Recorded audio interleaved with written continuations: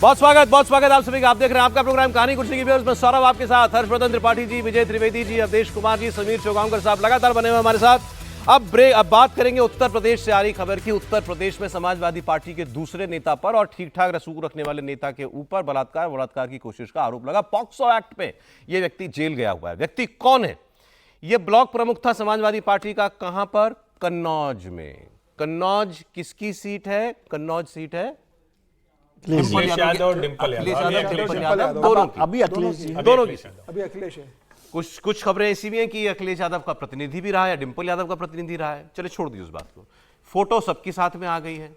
अब इस व्यक्ति को लेकर के भारतीय जनता पार्टी ने आरोप लगाया कि इस पर भी कुछ बोलेगी समाजवादी पार्टी अखिलेश यादव, या इस पर भी खामोश रहेंगे जैसे मोहित खान अयोध्या वाले पर खामोश रहे थे। उसने 12 साल की बच्ची के साथ गैंग रेप किया था, यह आरोप है उसके ऊपर, वो भी जेल में है। तब अखिलेश यादव ने कहा था डीएनए जांच कराइए, कोई निर्दोष व्यक्ति नहीं प्रताड़ित होना चाहिए। इस केस में क्या कहेंगे? अब ये तो इसने इस चुनाव में प्रचार भी किया। इसकी माताजी का देहांत हुआ इस जुलाई में, तो सांत्वना की चिट्ठी भी लिखी अखिलेश यादव ने। तब तो ये तो वो कह ही नहीं सकते कि हमारा इससे कोई रिश्ता नहीं है। अखिलेश यादव की चिट्ठी है सांत्वना की इसके माताजी के देहांत पर। अब क्या करेगी समाजवादी पार्टी? और दोनों मामलों में नाबालिग के साथ दुष्कर्म करने की कोशिश का प्रयास या दुष्कर्म का प्रयास। ये वो चिट्ठी आपकी स्क्रीन पर जो आ गई। अब इस सब के बावजूद समाजवादी पार्टी कुछ नहीं कह रही है और भारतीय जनता पार्टी बहुत हमलावर है। अब मुलायम सिंह यादव जी से लेकर के अखिलेश यादव तक के पुराने बयान निकाल करके याद दिलाए जा रहे हैं कि इनके तो डीएनए में ही यह है कि अपराधियों का साथ दो। सुनिए सुधांशु त्रिवेदी की बात। कन्नौज के इस प्रकरण के ऊपर पहले समाजवादी पार्टी का यह कहना कि उससे हमारा ऐसा संबंध है, वैसा संबंध है नहीं है। जहां तक अखिलेश यादव जी की उनकी संवेदना की चिट्ठी तक अवेलेबल है, और उससे अधिक गंभीर बात है कि समाजवादी पार्टी की एक नेत्री ने यह तो स्वीकार किया ही कि कन्नौज का आरोपी उनकी पार्टी का पूर्व नेता है। उसके साथ एक बहुत ही संवेदनहीन और अशोभनीय बयान भी दिया कि 15 वर्ष की वह लड़की कौन सी नौकरी प्राप्त करने के लिए रात में गई थी। मुझे लगता है कि यह समाजवादी पार्टी की जो असली फितरत है और जो उनकी इस प्रकार के अपराधियों को कवर फायर देने में जो उनकी सीमा है, उसको वो दर्शाता है। अब सुधांशु त्रिवेदी कह रहे हैं कि समाजवादी पार्टी इस आरोपी का बचाव करने के लिए क्या क्या तर्क गढ़ रही है, कैसी भद्दी बातें कर रही है कि 15 साल की लड़की रात को नौकरी मांगने के लिए गई थी, क्या सारी बातें हो रही हैं। लेकिन बहरहाल अब ये तो एक राजनीतिक मुद्दा बन गया, इसमें कोई शक नहीं है और है भी गंभीर बात। दोनों ही लोग समाजवादी पार्टी के नेता थे, फैजाबाद अयोध्या वाला भी और ये कन्नौज वाला भी। हर्षवर्धन त्रिपाठी जी, क्या कुछ पता चला इसके बारे में? क्या इसका मतलब कितना घुसा हुआ है समाजवादी पार्टी में आदमी? देखिए, नवाब सिंह यादव अखिलेश डिंपल के लिए परिवार जैसा था। परिवार जैसा? घर परिवार जैसा व्यक्ति था। उसका रसूख इतना था कि कन्नौज में डिंपल जी के सांसद रहते और अखिलेश जी के भी सांसद रहते, वही सारा कामकाज देखता था। अब ब्लॉक प्रमुख होना, कल अवधेश जी ने भी कहा, वो बहुत बड़ी चीज होती है। मतलब उस इलाके का जो सबसे रसूखदार होगा, धनबल बाहुबल सबसे वही होगा। और उस सब से इतर आप अगर उसका प्लेसमेंट देखें, जिसको इंडिया टीवी पर आप लगातार देख रहे हैं, उसका प्लेसमेंट देखिए। मंच पर जब राहुल और अखिलेश जिस रैली में हैं, वहां मंच पर उसका प्लेसमेंट देखिए, उससे भी आप उसकी हैसियत समझेंगे। किसी भी जिले में जब किसी पार्टी का कार्यक्रम होता है तो मंच पर जो भी नेता होते हैं, उन नेताओं की स्थिति तय होती है। ठीक पीछे खड़ा है, ठीक पीछे है वो, उसकी वो जो स्थिति है, में तो अखिलेश जी और उनके साथ ही खड़े, साथ में भी खड़े हैं। वो लगातार उसी तरह से उस भूमिका में रहा। और मेरी समझ में ये नहीं आ रहा है, दो चीजें होती हैं। एक तो ये कि आप शर्मसार होते हैं कि आपकी पार्टी का कोई व्यक्ति कोई ऐसी घटना कर रहा है जिसमें मतलब किसी को भी शर्म आ जाए, तो आपको शर्म आती है तो आप क्या करेंगे कि भाई इसके ऊपर कड़ी कार्रवाई हो। अब एक तरीका मोहित खान में हमने दिखा, जहां अखिलेश यादव डीएनए तक मांग बैठे। एक तरीका यहां दिख रहा है जहां कह रहे हैं कि हमारी पार्टी का वो नेता ही नहीं। इसका मतलब क्या हुआ? इसका मतलब यह हुआ कि ये जो प्रवृत्ति है उसको उनको पता है, वो जानते हैं कि उनकी पार्टी के नेता लगातार ऐसा काम करते हैं, और इसीलिए फिर लोग मुलायम सिंह यादव का वो बयान लेके आते हैं कि लड़के हैं, लड़कों से गलती हो जाती। इसीलिए गायत्री प्रजापति की चर्चा होने लगती, इसीलिए समाजवादी पार्टी के ऊपर कहा जा रहा है क्या 37 सांसद क्या आ गए, वो कुछ भी करने को है।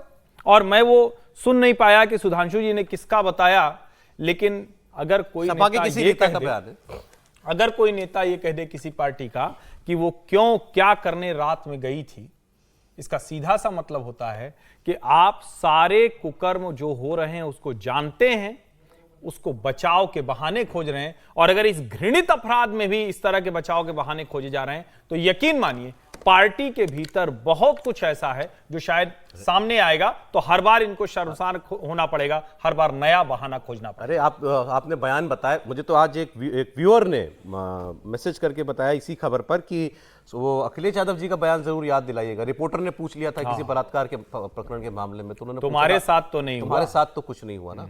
ये अब सोचिए, ये अगर किसी नेता के मुंह से, और मुझे तो कई बार लगता है, कभी लगता है अखिलेश यादव बड़ी समझदारी भरी बात कर रहे हैं, कभी लगता है कि बहुत आगे जाने की बात कर रहे हैं, और कभी लगता है कि क्या बेसिक्स में कुछ गंभीर समस्या है क्या। आप किसी से कभी कोई जाति पूछ लेते हैं, कभी किसी महिला पत्रकार से कह देते हैं कि तुम्हारे साथ कुछ नहीं हुआ। यह सचमुच बताता है कि बेसिक्स में कुछ गंभीर समस्या है। और किसी भी बड़े नेता को जो राज्य का मुख्यमंत्री रह चुका हो, देखिए कोई कुछ भी कहे, पार्टियों का अपना एक आइडियोलॉजी होती है, लेकिन जब भी सपा का नाम आता है तुरंत हल्ला बोल, गुंडागर्दी, मैं ये बात पूछता, जैसे इसके ऊपर भी बलवा, मारपीट, धोखाधड़ी, इस किस्म के सारे आरोप इसके ऊपर लगे हुए हैं। अपहरण का भी आरोप है इस व्यक्ति के ऊपर, मुकदमा दर्ज हुआ है अपहरण का भी। अब मतलब इसको पॉलिटिकली भुना पाएगी क्या बीजेपी? ऐसा माहौल है अभी यूपी में? देखिए, सबसे पहले तो ये देखने का है कि आप समाजवादी पिछले 15 वर्षों का ही इतिहास ले लीजिए कि उत्तर प्रदेश में जितने अपराधी, पापी, बड़े बड़े माफिया पकड़ में आए हैं, मारे गए हैं, उनका किस पार्टी से संबंध रहा है। अब जरा उसको उस परिदृश्य से देखिए कि उत्तर प्रदेश कैसे चलता रहा है। अब ये जो घटना है, देखिए राजनीतिकरण बीजेपी अपना कर रही, कोई भी पार्टी होती तो क्या इतना भी बयान नहीं देगी, कोई पार्टी उसके विरुद्ध खड़ी नहीं होगी, तो पार्टी है क्यों फिर? वो बोला ही जाना चाहिए, राजनीति है क्यों फिर? लेकिन इस राजनीति से परे देखिए कि समाजवादी पार्टी का निर्माण का आधार क्या रहा है। अतीक अहमद आखिर किस पार्टी का आदमी था? उसके लोग क्या नहीं करते रहे होंगे? अफजाल अंसारी, मुख्तार अंसारी। रोक रहा हूं, महिला नेता जूही सिंह ने बयान दिया है। हाँ, जूही सिंह उनकी मैं राष्ट्रीय आ प्रवक्ता रहा हूं और बड़ी सुलझी हुई महिला प्रवक्ता के तौर पर, लेकिन जाने जाती है। उन्होंने ये बयान दे दिया तब तो सचमुच क्या करने गई थी? नहीं, उन्होंने इतना ही नहीं कहा है, उन्होंने इतना ही नहीं कहा है। जूही सिंह ने तो ये भी कहा है ना कि ये तो एक फंसाया गया हुआ है, मतलब ये चारों तरफ से करके एक षड्यंत्र की तरह तहत हुआ है। तो जूही सिंह भी कोई छोटी नेता तो रही नहीं भाई, उनके प्रवक्ता है, नजदीक है। अब ये है समाजवादी पार्टी का पूरा कैरेक्टर कैसे बिल्डअप हुआ, कैसे खड़ा हुआ, जो हम लोग उस काल में देखते थे, गुंडागर्दी, अपराध, जिसके कारण वो पार्टी हारी है। आजम खान के जेल में जाने, अरेस्ट होने के पहले थोड़े बहुत तो लोग जानते थे, क्या किसी को पता था कि छोटे छोटे मुसलमानों से लेकर सबकी जमीनें उसने उठाई हुई है, 50 मुकदमे किए हुए हैं। तो ये जो घटना है ना, एक घटना बता रही है कि ये समाजवादी पार्टी का पूरा निर्माण जो है, उसकी पूरी ताकत कहां निहित रही है और वो पार्टी कैसे चलती रही। अब देखिए, फंसाया नहीं फंसाया, झूठा आरोप है, तो सब जांच की बात है। हमारे यहाँ हमारा कानून ये कहता है, अगर कोई महिला शिकायत करेगी, लड़की शिकायत करेगी, मुकदमा दर्ज होगा। सौरभ जी, इस मामले में जो वीडियो है ना, वो फंसाने जैसा नहीं है, वो है कि उसके साथ वो हुआ और इसीलिए उसने पुलिस को फोन किया, पुलिस ने उसकी वीडियो रिकॉर्डिंग की है उस घटना की। वो उसको जब पकड़ने गए हैं तब भी वो जिस अवस्था में था, और मैं फिर कह रहा हूं, लेटा हुआ था। ऐसे लोगों को बचाने की मंशा भी अगर किसी की है तो घृणित कृत्य कर रहा है, इसमें कोई बट नहीं होना चाहिए। ठीक है, देखिए, एक तो बधाई देनी चाहिए अखिलेश जी को कि जैसा मुझे बताया कि उनकी सरकार ने ये जो पुलिस का जो सिस्टम था ना, फोन का 112 वाला वो लागू किया था, तो उसकी वजह से एक अपराधी या आरोपी जो है वो पकड़ा गया। मैं मान लेता हूं कि अखिलेश जी कह रहे हैं या जूही जी कह रहे हैं कि वो उनकी पार्टी का मेंबर नहीं है, मान लिया, फोटो को छोड़ दीजिए, तो फिर तो आपको ज्यादा खुलकर सामने आना चाहिए ना कि भाई इसके आरोपी के खिलाफ जो भी सजा हो, जो कानून है उस पर कार्रवाई होनी चाहिए।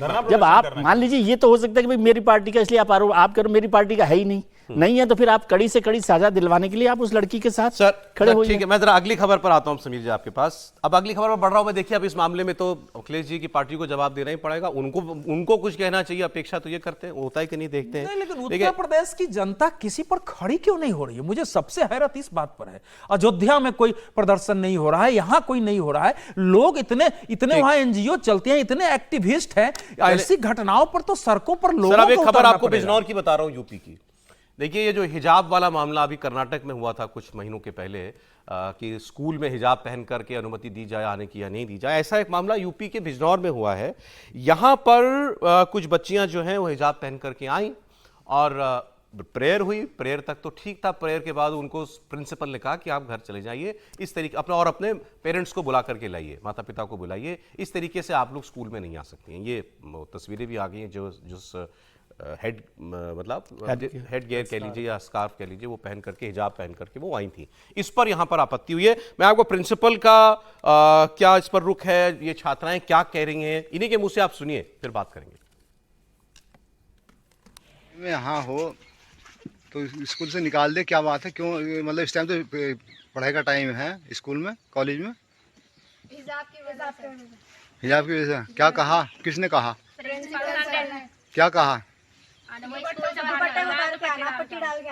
गले में पट्टी डाल के आनी है, नहीं है? दो छोटी करके और मतलब जो है गले में पट्टी डाल के आनी है, सर पर दुपट्टा नहीं रखना है। अच्छा, कितनी बच्चियां हैं? और ये कह दिया अगर ऐसा होगा तो कल को स्कूल नहीं आना है। अच्छा, तो आज मतलब ये जो वहाँ प्रेयर होती, प्रेयर के बाद आप लोगों को निकाला वहाँ से, प्रेयर में शामिल रहे तुम? अच्छा, तो अब क्या इरादा है? उन्होंने बोला कि अपने गार्जियन गार्जियन को अगला गार्जियन भी आएंगे, अभी जा रहे हैं सब गार्जियन भी। एक वीडियो वायरल हुआ है जिसमें आप लोग कह रहे हैं कि हमें स्कूल के प्रिंसिपल ने हिजाब लगाने को मना किया है, क्या सच्चाई है? ये प्रिंसिपल सर ने हमें हिजाब उतारना कहा है और कहा है तो पट्टी डालने हैं, क्या पट्टी डालने को बोला है गले में। अच्छा, हिजाब लगाने को मना करते हैं? जी। पहले भी मना किया है? जी। अच्छा, और आपके परिवार वाले क्या चाहते हैं, आप क्या चाहते हो? हम चाहते हैं हम ऐसे आएगा पढ़। अच्छा अच्छा, बार बार यही बोलते हैं कि एक बतौर में नहीं आना है, 2 छोटी में आना है और विषय में आना है, और नहीं आना तो अपने घर बैठो। बच्चों के साथ कोई नाइंसाफ़ी हो रही है, ऐसा कुछ नहीं है। बच्चे सब हमारे बच्चे हैं और बच्चों को जो विद्यालय में समान पहनावा है उसके पहनावे के अनुसार आने के लिए प्रेरित किया जाता है, और ऐसी शासन की और सबकी अपेक्षाएं हैं। और जैसा गार्जियन चाहेंगे तो ये पहनावा भी समान गार्जियन की अपेक्षा के अनुरूप होगा, गार्जियन का सहयोग होगा तो आएंगे बच्चे। अगर गार्जियन ही नहीं चाहते तो हमें भी कोई आपत्ति नहीं है, अगर उनका कहीं कोई विशेष मैटर है तो इसी आधार पर हमने कहा था कि सारे बच्चे एक पहनावे में आए। तो कुछ गार्जियन को आपत्ति थी, वो गार्जियन मुझसे मिले थे और जब उन्होंने कहा कि हमारे बच्चे जैसे हम भेज रहे हैं वैसे आएंगे तो मुझे इस पर भी कोई आपत्ति नहीं है। और गार्जियन से कल बात हुई थी और वो चले गए सहमत होकर।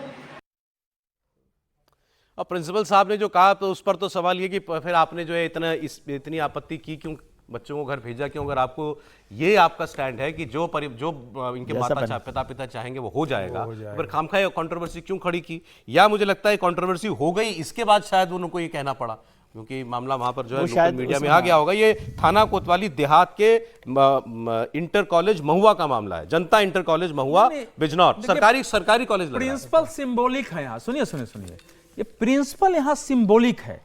पहले वही लड़कियां अगर ये ड्रेस इसी प्रकार से आ रही थी, अचानक ये कौन लोग, ऐसा ही तो हुआ था कर्नाटक में कि वो लड़कियां स्कूल का ड्रेस पहन के आ रही थी, अचानक उनका ड्रेस बदला, अचानक वो लड़कियां कहने लगी इसी ड्रेस में। ठीक उसी प्रकार की कहानी की पुनरावृत्ति बिजनौर में है। अभी पता नहीं है कि उसी दिन आई थी या पहले से आ रही थी। पहले से आती तो पहले टोका जाता, अभी तक तो क्लियर नहीं। नकाब, हिजाब और बुर्का को लेकर बड़ा विवाद लंबे समय से चल रहा है, सभी स्कूल्स में चल रहा है, कॉलेज में चल रहा है। उसको लेकर बड़ा कंफ्यूजन रहा स्कूल को लेके कि भाई नकाब अलाउ होगा कि नहीं, हिजाब अलाउ हुआ कि नहीं, बुर्का अलाउ हुआ कि नहीं स्कूल कॉलेज के अंदर। इसमें कर्नाटका में बवाल हुआ, उसके बाद हाईकोर्ट तक गया, बंबई में इसके अंदर बवाल मचा चेंबूर के कॉलेज को लेके। फिर बंबई हाईकोर्ट का फैसला आया इसको लेकर कि भाई सरकार स्कूलों के अंदर कोई कंपलसरी नहीं किया जा सकता इस तरीके की, आप नहीं पहन कर आ सकते हैं। अगर रोक नहीं लगाई जा सकती, रोक नहीं लगा सकती। बम्बई हाईकोर्ट ने कहा है अगर स्कूल में वो आ रहे हैं यूनिफॉर्म में है, यूनिफॉर्म के साथ अगर वो यूनिफॉर्म के दायरे में रहते हुए अगर वो चेहरा ऊपर तक का हिस्सा ढक रहा है, पूरा चेहरा नहीं ढक रहा है, तो उनको अनुमति दी जा सकती है। बुरके में अनुमति नहीं है कि पूरा चेहरा ढक कर आए खाली आंखें खुले, वो नहीं हो सकता। अगर वो उसके अंदर रहते हुए अपने रिचुअल्स को फॉलो कर रही है तो उसमें स्कूल धार्मिक आजादी देना चाहिए या स्कूल के डिसिप्लिन या यूनिफॉर्म की आजादी स्कूल प्रशासन को, यही सवाल है ना। नहीं, यही बड़ा सवाल है इसमें कि एक तो ये कि धार्मिक आज़ादी और डिसिप्लिन दो चीज़ें बड़ी इंपॉर्टेंट है। अब धार्मिक आज़ादी के बहाने आप डिसिप्लिन को तोड़ रहे हैं या डिसिप्लिन के नाम पर धार्मिक आज़ादी को रोक रहे हैं, इस पर एक बड़ी बहस होनी चाहिए। अब मुझे इसमें कारण नहीं समझ में आ रहा कि क्या हो रहा, कर्नाटक में हुआ, मुंबई में भी हुआ, यहाँ भी हो रहा है, लेकिन ये पॉलिटिकली वो है, हॉट पोटैटो है, सपोर्ट है। जैसे अवधेश जी ने कहा ना कि भाई पहले ये तय करें कि ये क्या आज की घटना है, कल की घटना है, क्या हमेशा हो रही थी तो आज कोई बात नहीं है, क्यों अचानक ऐसा हो गया, फिर क्यों रोका गया। वो प्रिंसिपल साहब तो जैसा आपने कहा ना कि वो वहाँ पर मीडिया में आ गई, कंट्रोवर्सी हो गई, तो उन्होंने कहा ठीक है हम मान लेंगे आपकी बात, लेकिन इसमें प्रिंसिपल तो कुछ है ही नहीं। जो लोग भेज रहे हैं क्या वो भी इसको पॉलिटिकली मोटिवेटेड है बच्चों को भेजने के लिए? यूनिफॉर्मिटी नहीं है, राज्य सरकारों के हिसाब से स्कूल निर्णय लेती है। अब उत्तर प्रदेश में ये बात हुई, कर्नाटक के अंदर स्कूल में परमिशन दे दिए। अरे यूपी में करोड़ों बच्चे पढ़ते होंगे, उसमें से बहुत सारे मुस्लिम कम्युनिटी के होंगे, हो सकता है और स्कूलों में भी ऐसा होता हो। ये तो एक मामला कर्नाटक में तो बुर्का अलाउ कर दिया गया मुस्लिम लड़कियों को स्कूलों के अंदर। नहीं, देखिए मेरा इस पे ये मानना है, वैसे तो इसमें कोई कहीं बुराई नहीं दिखती है, और जैसे ही आप इस पे बात करने लगते हैं तो आप कम्युनल खेमे में चले जाएंगे। बुराई किसमें नहीं दिखती है? कोई भी कुछ पहने तो अच्छा ठीक है, लेकिन एक हमेशा एक चीज होती है। अब आप जरा इसी विजुअल को देखिए, सारे जो बच्चे हैं, एक तो सारी लड़कियां मुझे दिख रही, लड़कियों के गर्ल्स कॉलेज में अगर उन सब को एक साथ एक जैसे उसमें रहना है तो अलग से आप क्यों हिजाब पहनेंगे? कल को कोई कुछ और कह देगा, कल को मान लीजिए। और सबसे पहले इस पर बहुत लंबी बहस हुई है, किसी भी मुस्लिम स्कॉलर से आप पूछिए, कहीं हिजाब चलिए तो फिर लंबी बहस हो जाएगी। धार्मिक